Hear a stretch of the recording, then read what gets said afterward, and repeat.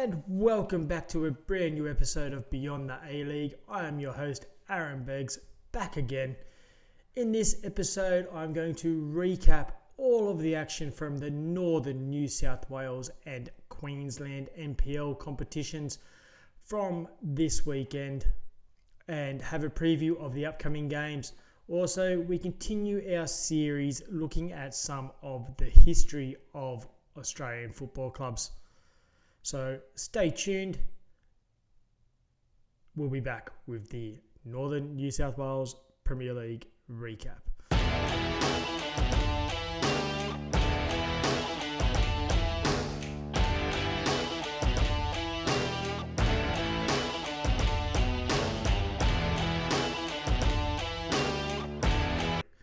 The second round of the Northern New South Wales NPL season kicked off on Friday night, and we had Adamstown taking on Valentine FC, and it was the home side getting their season underway with a 3-2 win. But it was the away side that got underway with a goal in the 56th minute through Carter Smith. The home side got one back in the 63rd. Through William DeVitis and took the lead 4 minutes later when Taj Buck scored, making it 2-1. While they were up by one, Adamstown went searching to put the game out of reach, and in the 85th minute, they got their third when Dino Vacakovic, I can't pronounce that last name, scored, and that wasn't where the scoring ended in this game, as the away team got a late consolation goal from a Toby Jensen penalty.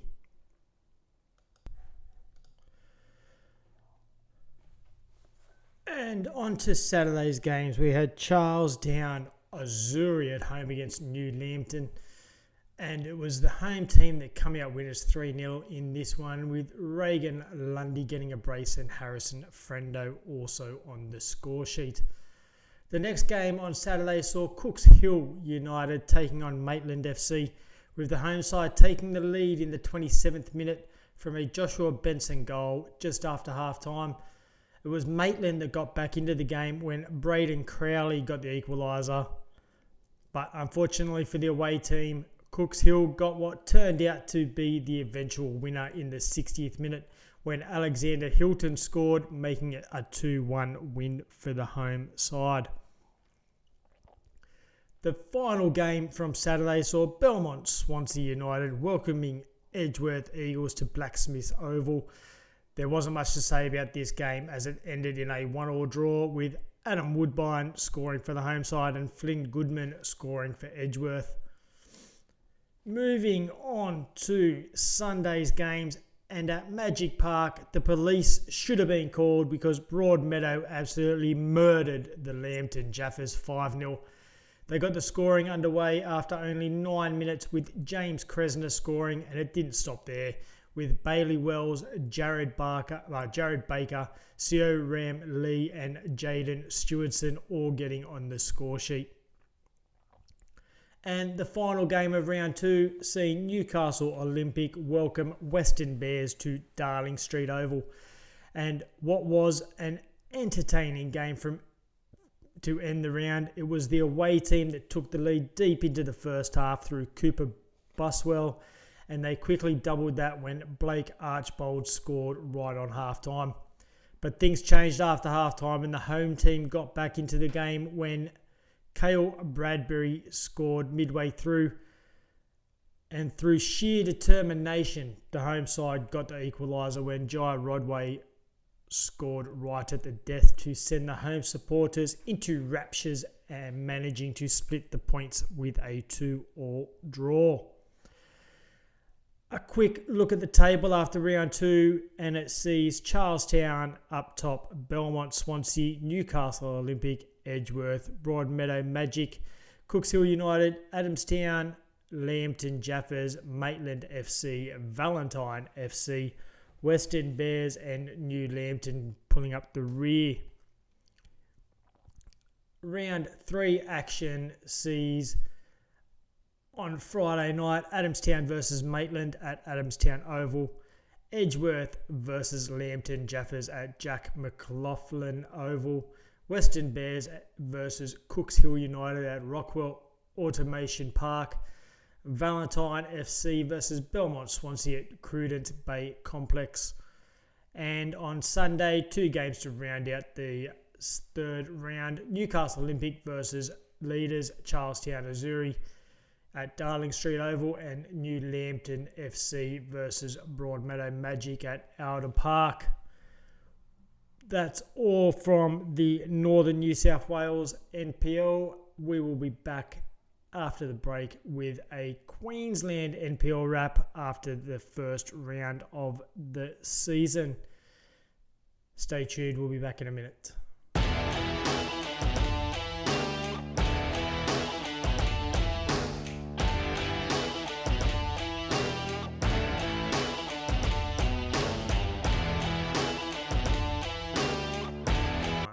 And welcome back. Moving on to the Queensland NPL wrap for this week. And we had the first round action. And we start at the Croatian Sports Centre for the Gold Coast Knights taking on Lions FC. And it was the home side that come out winners in this one, 3-1, with Max Brown, Tyson Martin and Ty Cobb all on the score sheet for the home side, while Tommy Jarrod was the lone scorer for the Lions. On Saturday, we had 4 games in the NPL competition. The first of the 4 games was held at Coplix Sports Park on the Gold Coast, where Gold Coast United welcomed Wynnum Wolves. And it was the away team that took the lead early in this one, with Lucas Martins getting a goal in the 4th minute. But that's where it ended for the visitors, with the home side scoring 3 unanswered goals to end the game, coming out 3-1 winners. Goal scorers for the home side were Chris Lucas, Fraser Hills and Nicholas Panetta. The second game on Saturday saw Sunshine Coast Wanderers taking on Olympic FC, and not much to report here as the game ended in a 0-0 stalemate. Recording. And 1, 2, 3, 4, 5. And I'm going to have an edit here. I mistakenly said the wrong scoreline. It wasn't a 0-0 draw between Olympic FC and Sunshine Coast. It was a 2-0 win to Olympic FC, with Felix Missoura and Daniel Leck both scoring in the 90th minute. So that's a 2-0 win for Olympic FC. This is my mistake. Sorry, it will probably happen again. Also on Saturday, Peninsula Power hosted the Brisbane Roar's second team at AJ Kelly Park. And it was the home team which showed their dominance with a comprehensive 4-0 victory, with Jessian Malsuais, I think that's correct, Naya Joseph and Reese Messina all on the score sheet for the home team, and the Roar scoring an own goal to help the home team get all 4 goals. Brisbane Roar second team, just like Brisbane Roar A-League team, shit. The final game on Saturday saw Brisbane City take on Moreton City, and it was the away team that took this one out 3-1. It was a disappointing showing from the home team despite going down to 9 men during the game, but the away team was all down to 1 man, and that was Zach Kerpel showing in this one, with him scoring a superb hat-trick. Brisbane City, hopefully they start playing a bit better, but going down to 9 men's pretty hard. With only 1 game left in the round on Sunday, that was Eastern Suburbs hosted St George Willawong at Heath Park, and it was an entertaining game for the first 20 minutes when the away team got the scoring underway, not for themselves but for the home side, after scoring an own goal to give Eastern Suburbs a 1-0 lead after 13 minutes. But that wouldn't last long, with St George Willawong getting the equaliser only 2 minutes later, after Alexander Krisic got the goal that ended in a 1-1 draw there. Looking at the table after round 1, we have the Power, Knights, Gold Coast United, Moreton City, Olympic FC, St George Willawong, Brisbane City, Lions FC, Sunshine Coast Wanderers, Wynnum Wolves, Brisbane Roar, And Eastern Suburbs are bringing up the rear, but let's not forget they were deducted 3 points for a breach of Football Queensland's regulations. So they're essentially on -2 points. Good start. Round 2 this weekend sees Friday night, the 28th of February, Lions FC taking on Brisbane Roar at Luxury Paints Stadium. Saturday is Gold Coast United versus St George Willawong at Coplinks Family Sports Park. Peninsula Power versus the Sunshine Coast at AJ Kelly Park. Wynnum Wolves take on the Gold Coast Knights at Carmichael Park. On Sunday, 2 games left in this round. Brisbane City host Eastern Suburbs at Imperial Corp Stadium, and Olympic FC versus Moreton City at Goodwin Park. That's all for the Queensland wrap this week. Don't forget, you can watch all of your NPL action on the Football Federation of your choice on their YouTube channels. Stay tuned for part 2 of this episode, where I continue our series looking at the history of some of Australian football's clubs.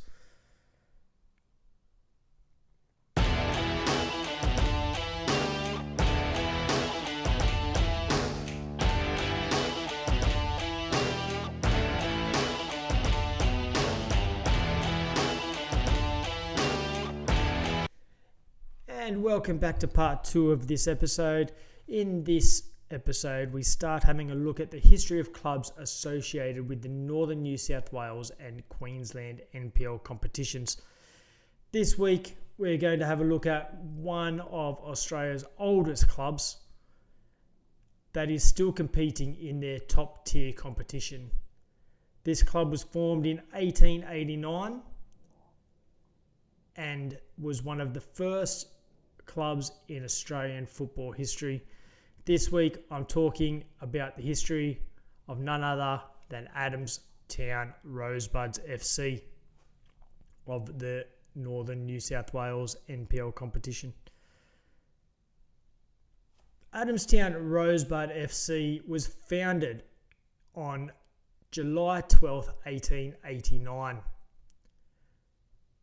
They stand tall as one of Australia's oldest and most historic footballing institutions, nestled in the heartland of the Newcastle suburb of Adamstown. The club's rich legacy spans over a century, carrying with it the hopes, dreams and passion of a tight-knit community.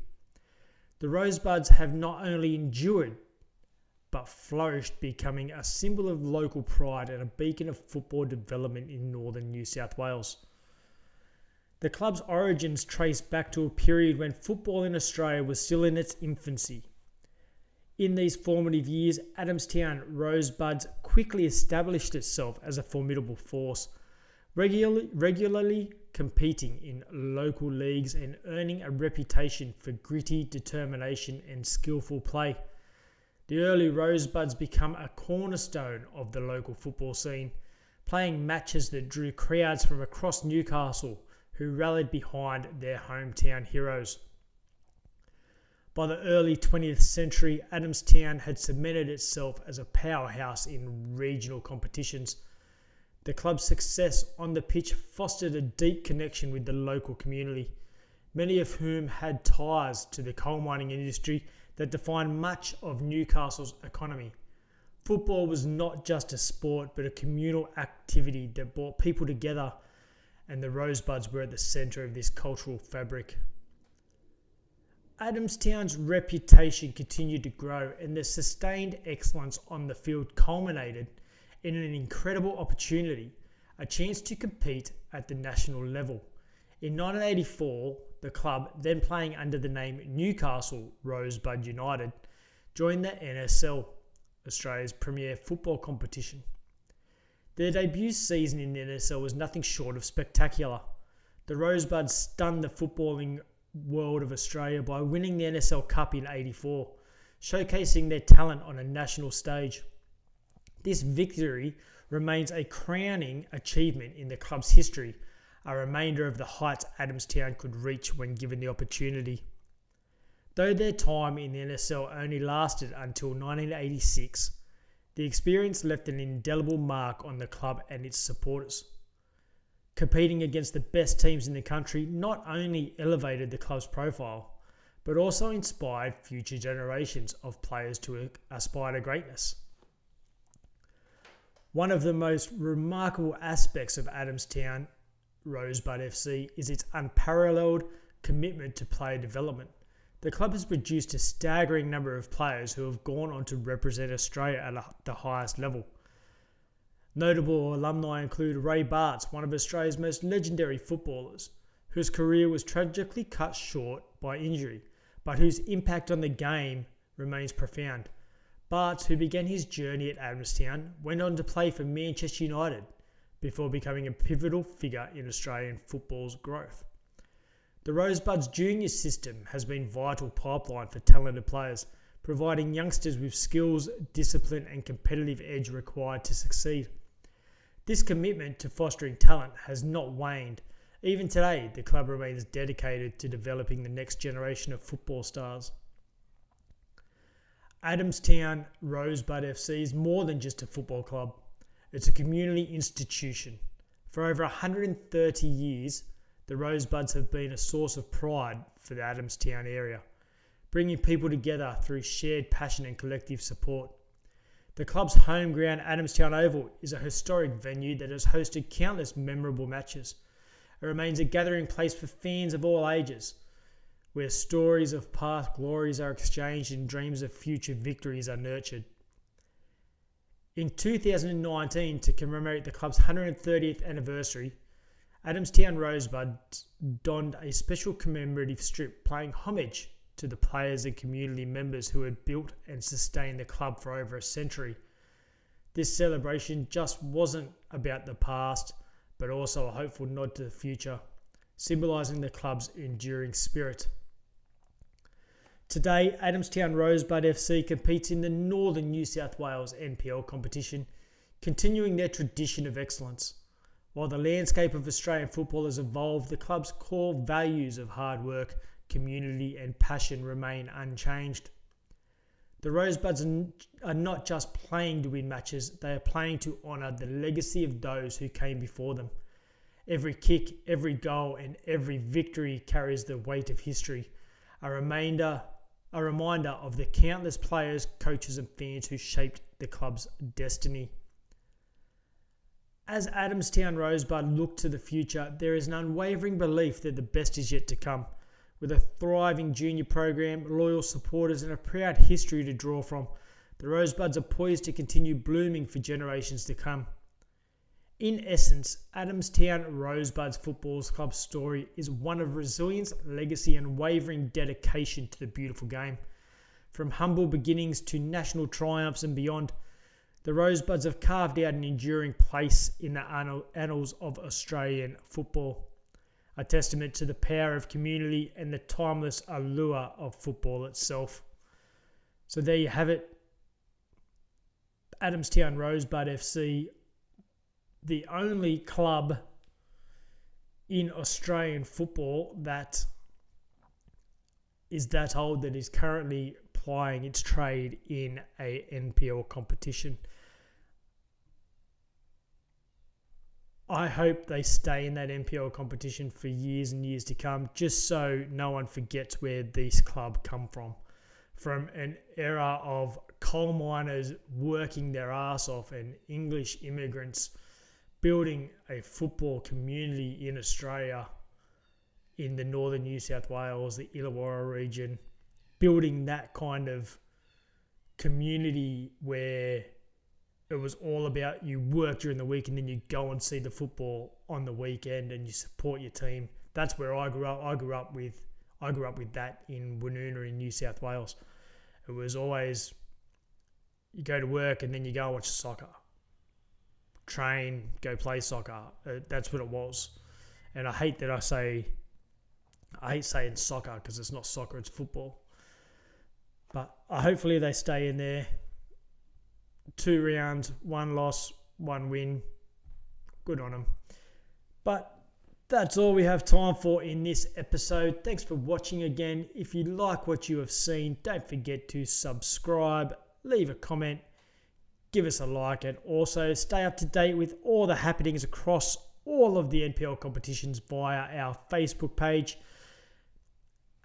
That's at Beyond the A-League on Facebook. And I'm putting out little snippets of episodes via TikTok and Instagram pages, just so you can come back if you find it interesting. If someone out there finds it interesting, comes back and they can go look at the video on YouTube.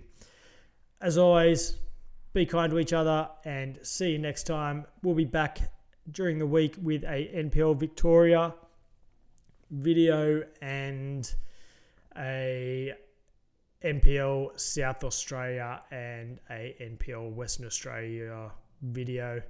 Cheers for watching. Have a good one. See you later.